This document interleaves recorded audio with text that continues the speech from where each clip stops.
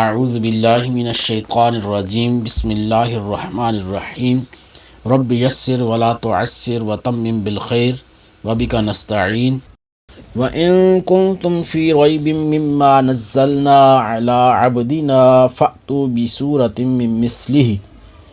وَإِن كُنتُمْ واو کا معنی اور ان کا معنی ہوتا ہے اگر تم ہو فی میں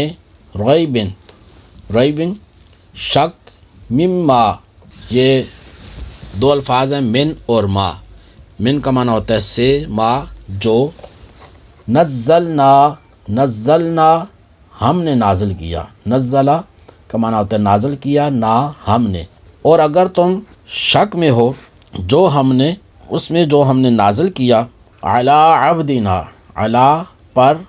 عبدنا عبد بندے نا اپنے جو ہم نے اپنے بندے پر نازل کیا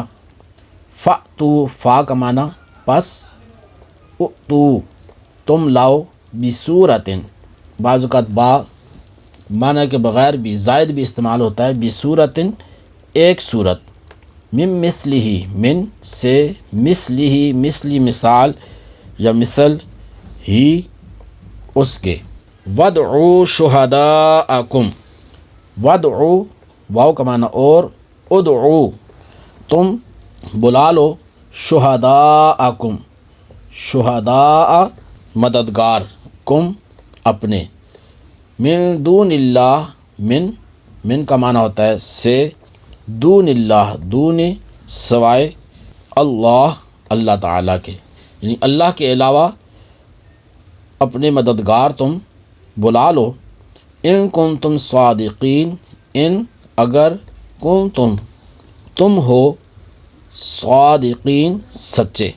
وَإِن كُنتُمْ فِي رَيْبٍ مِّمَّا نَزَّلْنَا عَلَىٰ عَبْدِنَا فَأْتُوا بِسُورَةٍ مِّن مِّثْلِهِ اور اگر تمہیں اس کتاب کے بارے میں کوئی شک ہو جو ہم نے اپنے خاص بندے پر نازل کی ہے تو تم اس جیسی ایک صورت بنا لو وَادْعُوا شُهَدَاءَكُم مِّن دُونِ اللَّهِ إِن كُنتُمْ صَادِقِينَ اور